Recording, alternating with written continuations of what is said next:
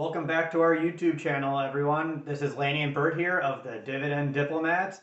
We are bringing you another episode in our series centered towards financial education, dividend investing, and most importantly, achieving financial freedom. Thanks, Bert. Yeah, this is Lanny again. Welcome to the YouTube channel. Make sure to smash that subscribe button. Give us a nice thumbs up as we try to build out the community more and try to reach more, people with our financial education. And as Bert had just described, we are coming out here with another financial education series. And the topic is the top 5 foundation dividend stocks for your portfolio. Thank you, Lanny. As we look to build our dividend investing portfolios, our main goal here is to build a strong foundation for our dividend investing portfolios. So think of it like a house. When you're building your house, the most important part of the structure is the foundation. You don't want to build a foundation that has leaks, that lets water through, and overall eventually one day will destroy the house from the inside. Similarly, we want your dividend portfolios to be the same way here. We want to build a leak-proof dividend portfolio where your income stream can grow reliably, you can sleep comfortably when you're watching your dividend income grow, and overall you just build a nice, strong structure for that portfolio. Yeah, of course. And just thinking through that quickly, what we mean by quality and what we want with this dividend portfolio is we want those dividend aristocrats, those dividend kings, those companies that have shown their ability to grow their income and their dividend through various economic crises. These companies, each of these 5 have increased their dividend through the S&L crisis, through the dot-com bubble, through the great financial crisis, and heck, even 2 of these companies have increased their dividend during this pandemic alone. Right. Yeah, that was just back in April, right, Bert? Yep. Yeah, you'll find out 2 of the names that we mentioned actually increased their dividend over 6% clip back in April, which, obviously is actually better than what we probably saw in the last year from them. For sure. Which obviously is a positive sign. So yeah, as Bert just mentioned, which I couldn't have said it better myself, is these are companies that you'll see everybody use every single day. Right now we're powering, this video through telecommunications. So, that's going to be one of the stocks that we talk about. Yep. Electricity, you got to keep the lights on in the house. As much as my wife hates me when I unplug and turn off everything, got to keep that savings rate up. But, electricity obviously is key. And then food, you have to eat. And let's just say, the company that we'll mention, you can't go more than 5 blocks without seeing one of these. Yep, and there's always cars wrapped around the building too. Right, and then as we saw during this pandemic, the amount of wars and battles we fought, and, Bert got beat up a couple times by a few girls as he was trying to fight for a 24-pack of toilet paper. So consumer staples obviously are very critical, to your dividend portfolio. So now that you have the background for our list, let's dive into the top 5 foundation stocks for your portfolio. Lanny, take it away. All right, thanks, Bert. All right, so now we're getting ready to showcase our top 5 foundation stocks for your portfolio. First up on the list is the glorious Golden Arches, baby. McDonald's, ticker symbol MCD. So here are some of the dividend metrics, as you'll see, is that they currently have a forward price to earnings ratio slightly above what we'd like to see at 23 right now on a go-forward basis based on forward earnings projection. Now, that is a little bit high right now, slightly over the S&P 500. So not sure if it's undervalued, but this company has been here for almost forever. In addition, they currently yield 2.68%, which is also slightly above the S&P 500 yield of around 2%, which is what you want. In addition to that, they have 43 years of dividend growth increases. When you think about 43 years, it's 2020. We're dating back to what? The 50s here? 1957? So they've gone through all the crisis, and you've been here walking and driving around through the pandemic. Those lines are still long. People want their Happy Meal, Bert. Yeah. That all-day breakfast. Yeah, they need it. That Egg McMuffin. You can get the egg white, if you want to save a little bit on the fat grams. But besides the point, there's over 40,000 restaurants worldwide, and when I was traveling internationally last year, the mad rush of individuals inside of McDonald's overseas is insane. Yeah. And that probably explains why they can support a dividend growth rate of over 10% in the last 3 years. Yeah, that's incredible right now. Yeah. Bert, you want to take the next one on our list? Sure. So the next one on our list is a company that has their product that can be found throughout your house. So to have a fun thing, we went through Lanny's house right before we started filming this video to look for all the products that he has that this company produces. So you may have heard of this company. It is called Procter and Gamble, ticker symbol PG. They are the consumer staple giant. They have the brand portfolio that is top notch, and you can argue it's one of the best out there. So what we like about Procter and Gamble, similar to McDonald's, they have a forward price to earnings ratio of 23.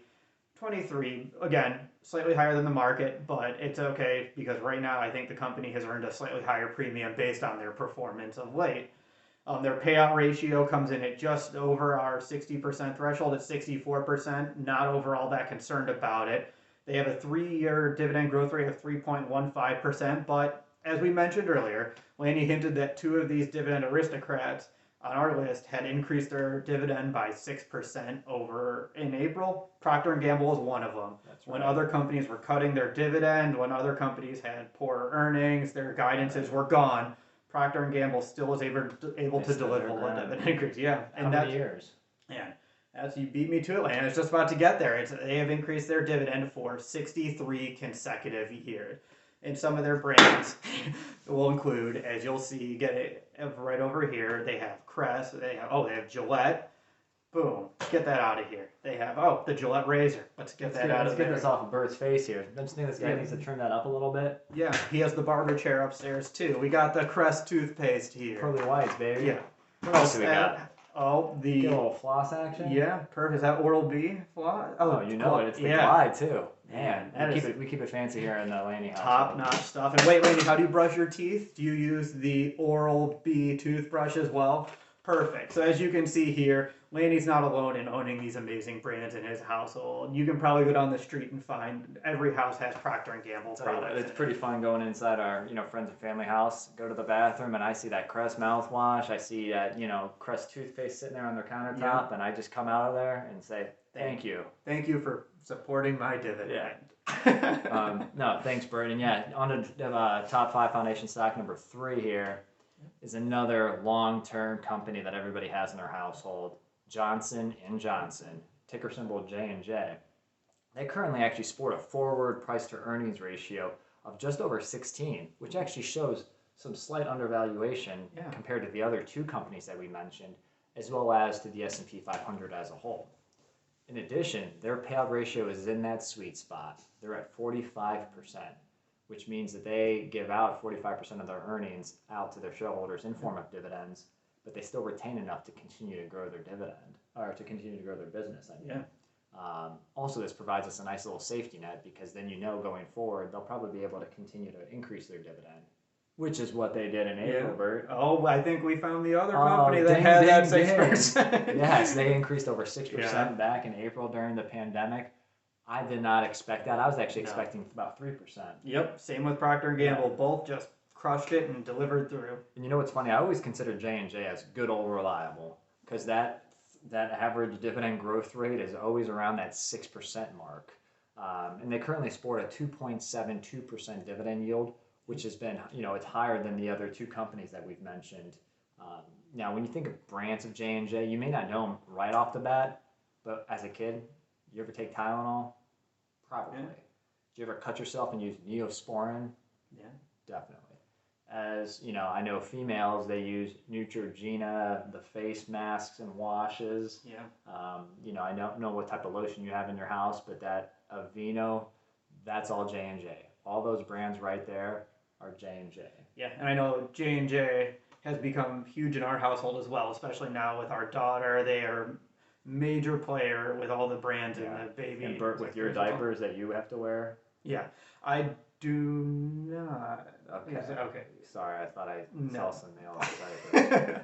Nice try, Lanny. You want to take away number 4? Yeah. Okay, so number 4 on this list, they did not increase their dividend 6% in April, so that streak ends here. However, this is a company that is a major player in the electricity sector here. They may have been founded by a guy named Thomas Edison, if you've heard of him. And yes, the company has deviated a long way from him working in his factory building the light bulbs. They are now a powerhouse in the electric utility sector. Similar to J&J, they have a forward PE ratio of 17 Their dividend payout ratio is slightly higher than our metric of 7. It's currently 70%. Their yield 4.1%, very solid right now compared to the market, which is in the 2% range for the S&P 500.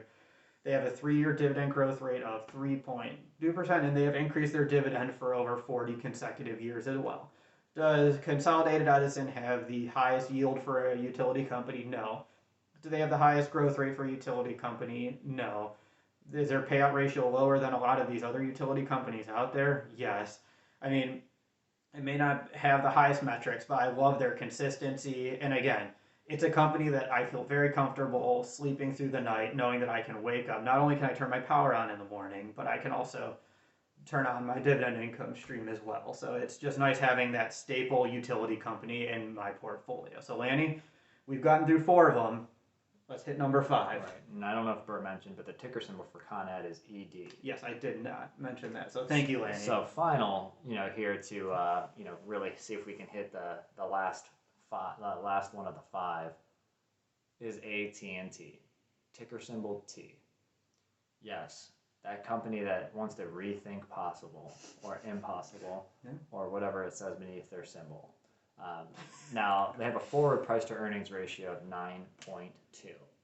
And they've consistently have been around that metric for, I would say, quite some time. They're always in that, 8 to 10 range. Obviously, within the telecommunications arena, that's usually around where those players are. But, obviously, when you compare to the S&P 500, it is lower. I mean, at a 9.2, that shows signs of slight undervaluation right there. Very much so. In addition, you can get paid very well owning this share because they yield almost 6.75% on a dividend yield front, which is not as common, especially amongst the dividend aristocrat community.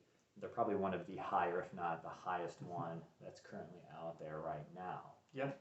In addition, they sport a 36-year consecutive dividend growth history. I mean, that is a very, very long time. And yes. I mean, out of everybody that I know and talk to, they either have, one of the big companies, and AT&T is always in that conversation. Yep. It's awesome. So I guess here's the question for you, Lanny. Do you support AT&T with your internet? Actually, I do not. But the AT&T shares that I own easily covers my monthly internet bill. So that's always a little fun topic that we'll share later. Also, AT&T, you know what you're going to get. You have a high yield, but with high yield usually comes low dividend growth rate. They usually increase their dividend every year by approximately 2%. You get about a penny per share per quarter more every year. They're not going to blow your socks off with that. And, given their recent acquisitions, obviously the Time Warner one was very significant. Adding all of that media and entertainment to their portfolio, that comes at a cost. So I would not expect anything higher than that going forward. We have it, our top 5 foundation stocks for our dividend portfolio right there. We're going to put more information in the description, including a link to the article if you want to read more.